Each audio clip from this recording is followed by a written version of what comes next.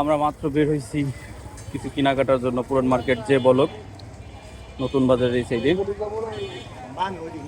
আমরা যাচ্ছি। আপনারা দেখতে পাচ্ছেন আমরা জাস্ট একটা রেফ্রিজারেটর কেনার জন্য সেকেন্ড হ্যান্ড। আমরা এক একটা দোকান ঘুরে ঘুরে দেখতেছিলাম যে কোন দোকানের রেফ্রিজারেটর ভালো হবে, এবং অনেক ধরনের রেফ্রিজারেটর সেখানে খুব কম দামে পাওয়া যায়। এখানে সেকেন্ড হ্যান্ড সব রেফ্রিজারেটরগুলো এখানে সেকেন্ড হ্যান্ড। এখানে মিনিমাম 15 দিন ব্যবহার করেও কেউ হয়তো বা বিক্রি করে দেয়, কেউ হয়তো বা 5 বছর, অনেক মানে ওল্ডও পাবেন, আবার কিছু ওল্ড পাবেন, অনেক ধরনের জিনিসই পাবেন এখানে।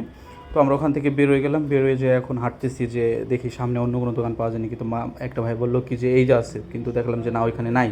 পরে আবার আমরা সামনে হাঁটাহাঁটি করতাম, হাঁটাহাঁটি করতে করতে এখন দেখি কি যে একটা ইলেকট্রিক দোকান। এখানে মনে করেন যে এই যে ইলেকট্রিক যে বোর্ডগুলো, এগুলো মনে করেন যে খুব কম দাম, মাত্র 10 টাকা পিস।